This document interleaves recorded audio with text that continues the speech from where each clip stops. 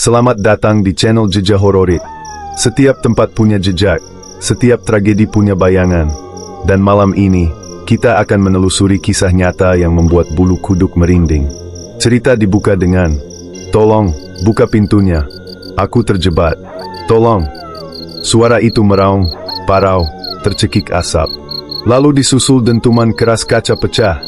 Jeritan demi jeritan bertumpuk, seakan seluruh jiwa dalam bangunan itu dipaksa keluar lewat suara. Malam itu, tidak ada musik, tidak ada obrolan pengunjung mal. Yang ada hanyalah tangisan, amukan api, dan kepanikan yang membara. Sebelum kita larut dalam kisah ini, pastikan Anda sudah subscribe channel Jejak Hororit agar tidak ketinggalan dengan cerita-cerita penuh misteri dan kisah nyata lainnya. Malam tanggal 14 Mei 1998, langit Jakarta seperti menahan napas. Kerusuhan yang bermula dari gejolak politik dan ekonomi, berubah menjadi api besar yang melahap banyak tempat. Di Klender, sebuah mall yang dulu bernama Plaza Central Klender, bangunan 4 lantai dengan ratusan kios, menjadi saksi bisu salah satu tragedi paling mengerikan dalam sejarah Indonesia. Sekitar pukul 12 siang, sekelompok massa mendatangi mall itu. Sebagian hanya ingin menjarah. Rak-rak dipenuhi pakaian, peralatan elektronik, hingga perhiasan. Namun, suasana cepat berubah jadi tak terkendali. Ada yang menyiram bensin, ada yang melemparkan benda terbakar.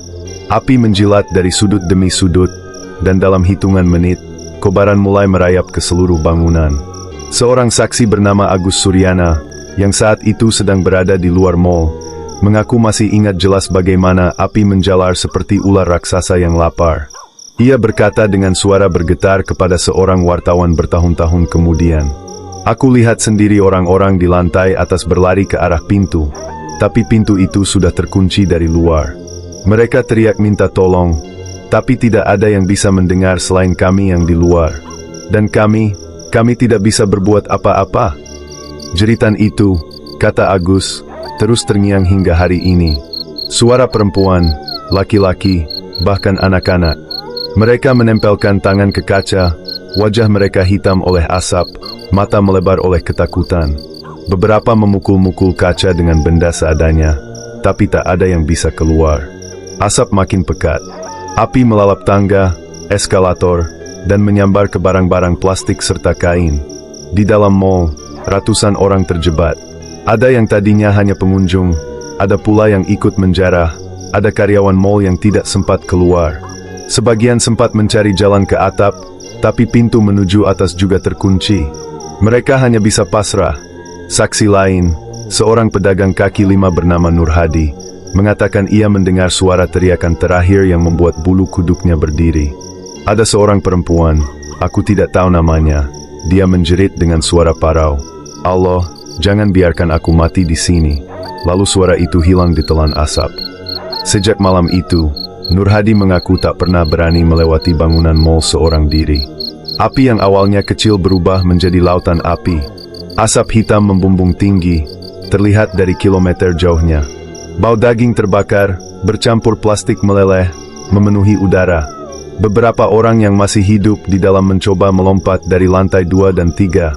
Ada yang selamat dengan tubuh patah-patah, tapi banyak juga yang tak pernah bangun lagi. Pukul 13 WIB, situasi sudah tak terkendali. Api membesar dengan cepat. Mobil pemadam datang, tapi mereka terlambat. Jalan penuh massa, sebagian menghalangi, sebagian berteriak, sebagian lagi masih menjarah. Petugas pemadam hanya bisa menyemprotkan air dari luar, sementara di dalam, jeritan tak pernah berhenti. Menurut catatan resmi, jumlah korban yang tewas diperkirakan 174 orang. Namun beberapa laporan menyebut angka lebih besar, bahkan mendekati 400. Mayat ditemukan saling bertumpukan, sebagian hangus tak bisa dikenali. Ada yang terjepit di tangga darurat, ada yang tertimbun di pintu masuk, dan banyak yang gosong di dalam toko. Identifikasi nyaris mustahil, sehingga banyak keluarga korban hanya bisa menangis histeris tanpa tahu di mana jasad orang yang mereka cintai. Hari-hari setelah tragedi itu, Mall Klender berubah menjadi monumen horor. Dinding-dindingnya hangus, kaca pecah, dan bau menyengat kematian masih terasa berminggu-minggu kemudian. Namun yang paling mengerikan bukanlah bangunan yang gosong, melainkan cerita-cerita yang muncul setelahnya. Seorang mahasiswa bernama Rizal Firmansyah mengaku pernah lewat malam hari di depan mal beberapa minggu setelah kebakaran. Ia mendengar suara samar seperti orang berteriak dari lantai 3. Suara itu berkata, "Buka pintunya, aku masih di sini." Rizal gemetar, karena saat itu bangunan sudah kosong total. Ia lari tanpa menoleh lagi. Kisah serupa datang dari seorang ibu rumah tangga bernama Siti Marlia, yang tinggal di gang belakang mall. Hampir setiap malam, terutama menjelang tengah malam, ia mendengar suara langkah kaki di dalam bangunan. Kadang terdengar suara barang jatuh, kadang seperti orang berlari. Padahal mall itu sudah dipasang garis polisi dan dijaga. Tidak ada siapa-siapa, tapi suara itu jelas terdengar, ungkapnya. Tidak hanya suara, beberapa saksi juga melihat penampakan. Anak-anak kecil sering melaporkan melihat sosok perempuan dengan baju hangus, wajahnya tertutup jelaga, berdiri di dekat jendela lantai 2. Sesekali, sosok itu melambaikan tangan, lalu hilang dalam kegelapan. Para pengendara motor yang melintas malam hari mengaku sering merinding tanpa sebab, seolah ada mata yang menatap mereka dari balik jendela gelap. Warga sekitar akhirnya percaya bahwa arwah korban masih terjebak di dalam bangunan. Mereka tidak bisa keluar, tidak bisa tenang, karena meninggal dalam keadaan mengenaskan. Jeritan yang dulu nyata kini berubah jadi gema gaib yang masih terdengar hingga bertahun-tahun kemudian. Namun ada satu kisah yang paling mengguncang. Seorang petugas keamanan bernama Halim Sutanto, yang pernah ditugaskan menjaga area sekitar reruntuhan, mengaku pernah dihampiri sosok misterius. Malam itu, ia duduk di pos penjagaan ketika seorang perempuan muda berjalan ke arahnya. Wajahnya pucat, rambutnya acak-acakan, dan baju yang dipakainya robek penuh jelaga.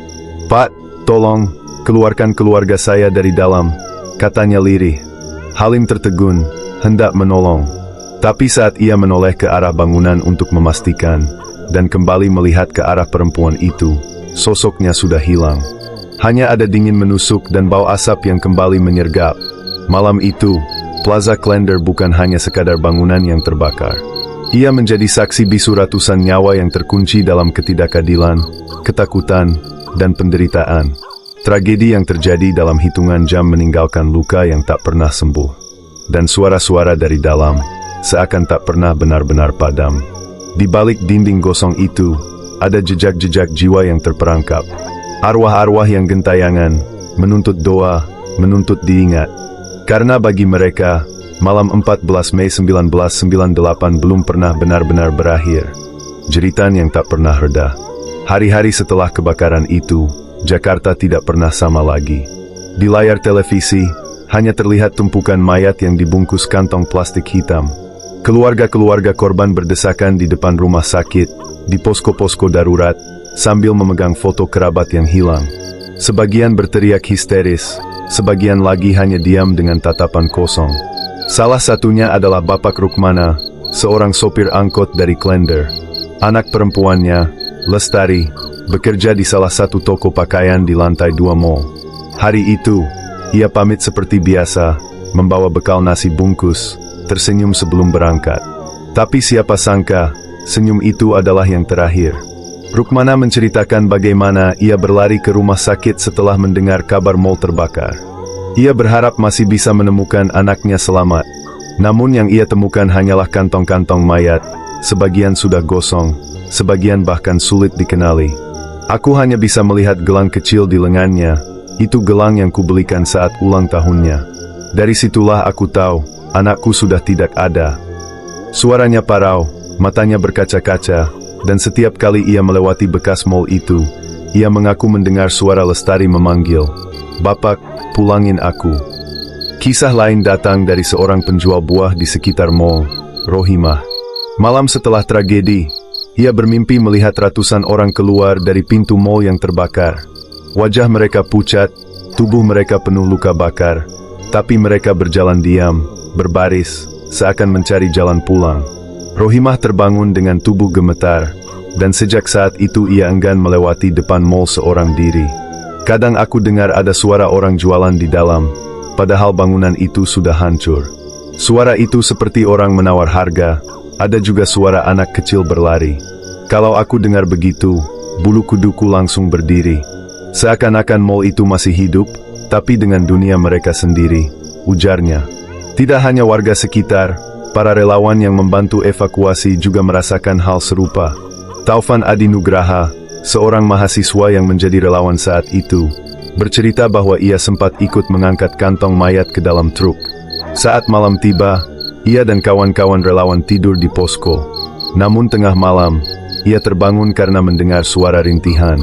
Suara itu datang dari kantong-kantong jenazah. Awalnya aku kira itu hanya halusinasi karena kelelahan. Tapi suara itu jelas, seperti orang yang menahan sakit, minta dilepaskan. Aku dan teman-teman langsung ketakutan. Kami baca doa sekuat tenaga.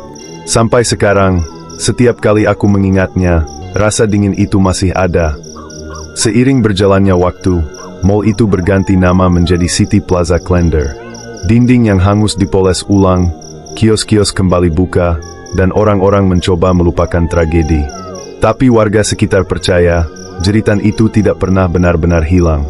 Seorang satpam baru, Fahmi Ridwan, yang bertugas di mall setelah renovasi, mengalami pengalaman aneh. Suatu malam, saat melakukan patroli di lantai 3, ia mendengar suara gaduh seperti orang berlari. Ia mengira ada pencuri, tapi ketika dikejar, suara itu menghilang.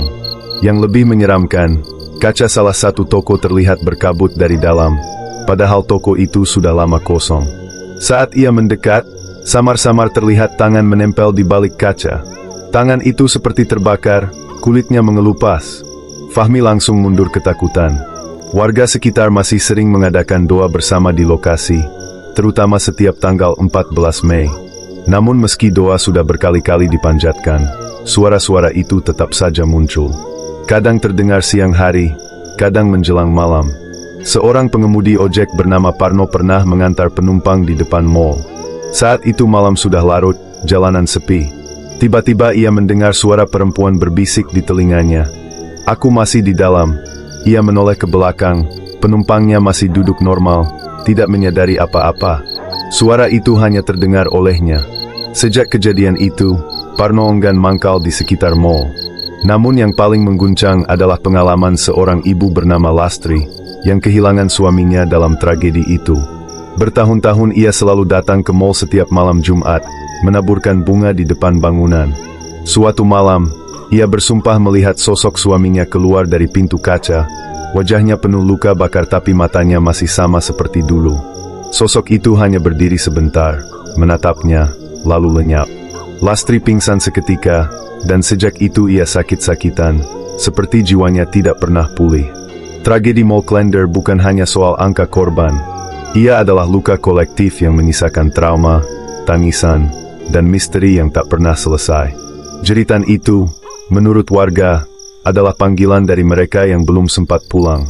Jiwa-jiwa yang terjebak di antara dunia dan kematian.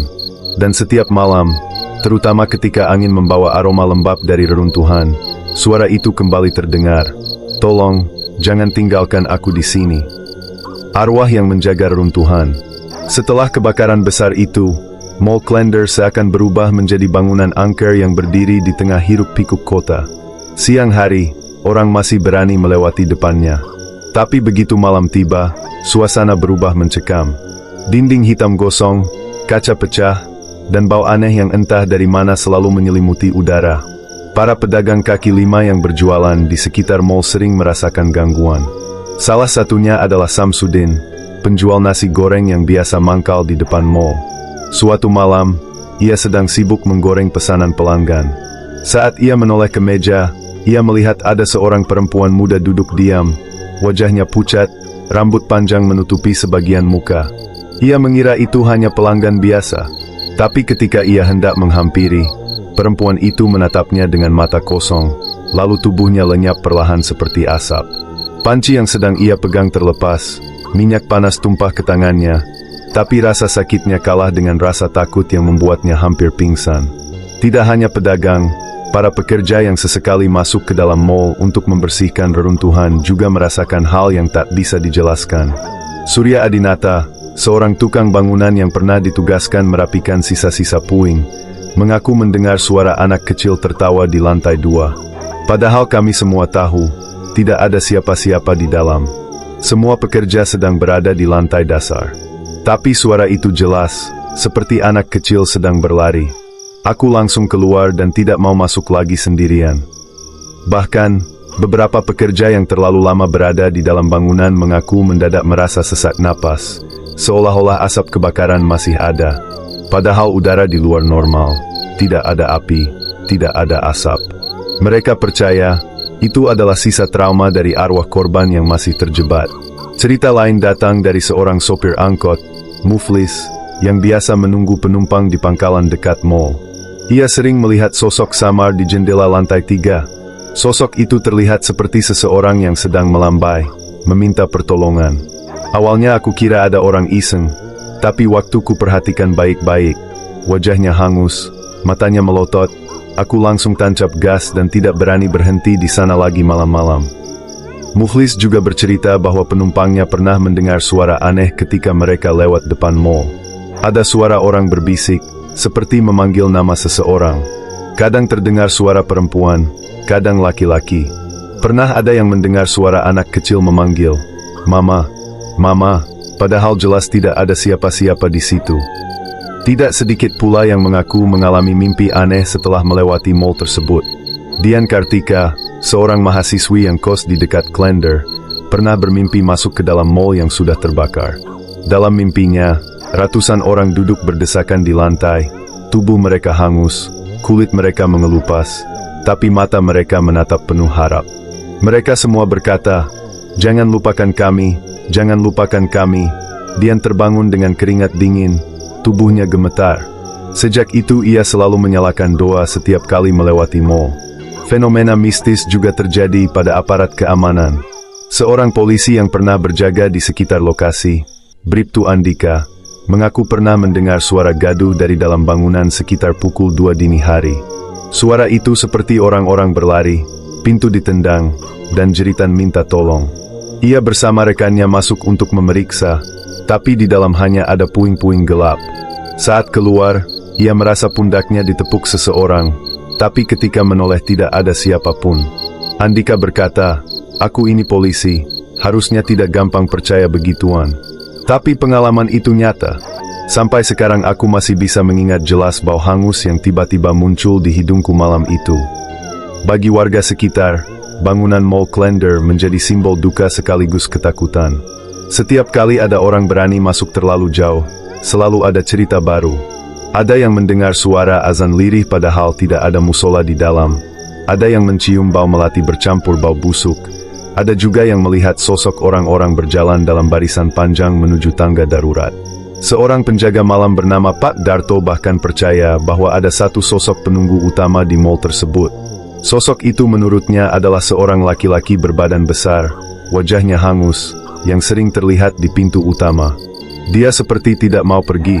Mungkin dia dulu adalah salah satu korban yang mencoba membuka jalan keluar untuk orang-orang lain, tapi gagal. Arwahnya masih terikat di sana, menjaga pintu yang tidak pernah berhasil dibuka. Meski bertahun-tahun telah berlalu, kesan horor dari Mall Klender tidak pernah hilang. Bahkan ketika bangunan itu direnovasi menjadi City Plaza Klender, cerita-cerita gaib masih terus terdengar. Para pekerja renovasi sering diganggu, lampu-lampu padam tiba-tiba, alat kerja berpindah tempat, dan suara-suara misterius mengisi malam. Seorang teknisi listrik bernama Imam Prakoso bercerita, saat ia sedang memperbaiki kabel di lantai 4, ia mendengar suara perempuan berbisik, "Kamu juga akan terbakar di sini." Ia langsung jatuh dari tangga karena kaget, untung hanya mengalami luka ringan. Imam bersumpah tidak mau lagi bekerja di sana. Arwah-arwah itu seakan masih menjaga reruntuhan, menolak dilupakan. Mereka muncul dalam bentuk suara, bayangan, mimpi, hingga penampakan yang nyata. Bagi sebagian orang, itu hanyalah sugesti dari trauma besar yang dialami warga Jakarta. Tapi bagi mereka yang mengalami langsung, jeritan itu terlalu nyata untuk disebut sekedar bayangan. Dan hingga hari ini, setiap kali malam turun, angin yang berhembus melewati gedung tua itu membawa bisikan-bisikan lirih. Suara yang seolah berkata, "Kami masih di sini, kami belum pulang." Doa di antara jeritan. Setelah tragedi itu, keluarga korban menanggung luka yang tak pernah sembuh. Banyak dari mereka yang tidak pernah benar-benar menemukan jasad kerabatnya. Ada yang hanya menerima abu, ada yang hanya mendapat potongan pakaian hangus, bahkan ada yang sama sekali tidak mendapatkan apa-apa. Salah satu kisah memilukan datang dari Bukarsini, seorang ibu yang kehilangan 2 anak laki-lakinya sekaligus. Kedua anaknya, Rangga dan Wicaksono, bekerja di toko sepatu lantai dasar. Hari itu, mereka berjanji pulang cepat untuk makan bersama keluarga. Namun api merenggut segalanya. Bukarsini hanya menemukan sepotong gelang karet milik anaknya. Sejak saat itu, ia rutin datang ke lokasi, menabur bunga dan membaca doa setiap Kamis malam. Kalau aku duduk diam di depan mall itu, aku merasa mereka masih ada di sana. Kadang aku mendengar suara langkah kaki berlari turun tangga, seperti dulu mereka pulang sekolah. Hati kecilku bilang, mereka masih minta dipulangkan. Ucapnya dengan mata berkaca-kaca. Banyak keluarga korban akhirnya berkumpul, membentuk kelompok doa bersama.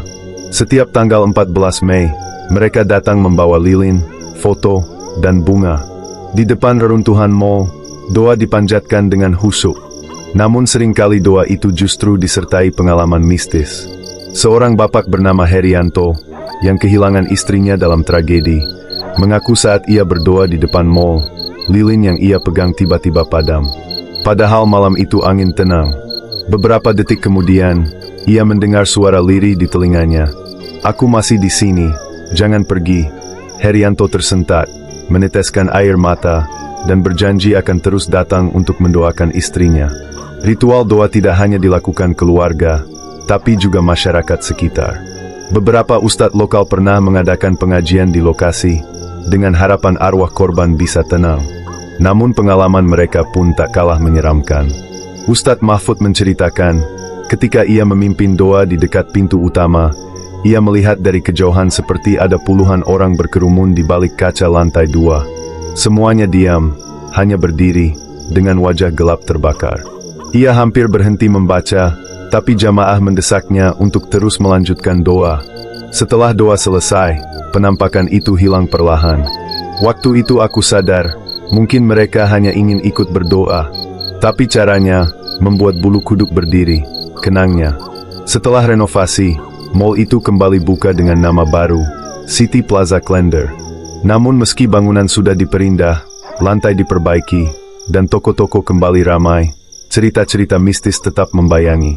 Seorang karyawan toko elektronik bernama Dewi Anjani pernah mengalami kejadian aneh saat menutup toko malam hari. Lampu toko sudah padam, ia berjalan ke pintu keluar. Namun di kaca etalase, ia melihat pantulan seseorang berdiri di belakangnya. Tubuh itu gosong, matanya kosong. Saat ia menoleh, tidak ada siapapun. Tapi ketika kembali melihat kaca, pantulan itu masih ada. Dewi langsung jatuh pingsan, dan teman-temannya menemukannya dalam keadaan tubuh gemetar dingin. Para satpam juga tak luput dari gangguan. Satrio Nugroho, satpam yang bertugas malam, sering melaporkan adanya lift bergerak sendiri tanpa ada penumpang. Kadang pintu lift terbuka di lantai kosong, dan terdengar suara langkah berlari-lari di dalam. Pernah suatu kali, kamera CCTV menangkap bayangan samar di koridor lantai 3. Bayangan itu terlihat berjalan cepat, lalu lenyap begitu saja. Yang membuat kami takut bukan cuma penampakan. Kadang ada bau menyengat seperti daging terbakar tiba-tiba muncul di area tertentu, lalu hilang begitu saja. Itu bau yang sama dengan cerita para saksi saat tragedi dulu, ujar Satrio. Bahkan pengunjung pun sering merasakan hal janggal. Seorang ibu muda, Ratna Puspitasari, mengaku pernah membawa anaknya berbelanja ke City Plaza Klender. Saat melewati lantai 2, anaknya yang masih balita tiba-tiba menangis kencang, sambil menunjuk ke arah tangga darurat. "Mama, ada api, ada orang teriak-teriak," kata anak itu polos. Padahal tangga itu kosong, tidak ada apa-apa. Ratna langsung buru-buru keluar dari mall dengan tubuh gemetar. Cerita mistis itu akhirnya membuat sebagian warga percaya bahwa arwah korban tidak pernah benar-benar pergi. Mereka seolah masih mengitari tempat itu, mengulang detik-detik terakhir ketika terjebak dalam kobaran api. Suara-suara jeritan, bisikan lirih, bahkan penampakan jelas menjadi pengingat bahwa tragedi itu bukan hanya kisah masa lalu. Namun yang paling mengejutkan adalah kesaksian dari seorang tukang parkir bernama Yono. Ia bercerita, suatu malam ia melihat sekelompok orang keluar dari pintu belakang mall.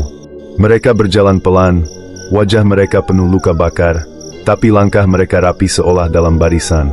Yono mengira itu hanya pengunjung atau karyawan, tapi setelah diperhatikan, orang-orang itu tembus pandang, lalu menghilang begitu saja di jalan raya. Yono ketakutan setengah mati, dan hingga kini ia menolak bekerja lagi di tempat itu. Doa-doa terus dipanjatkan, namun misteri tetap menggantung. Arwah-arwah itu seakan masih menunggu sesuatu.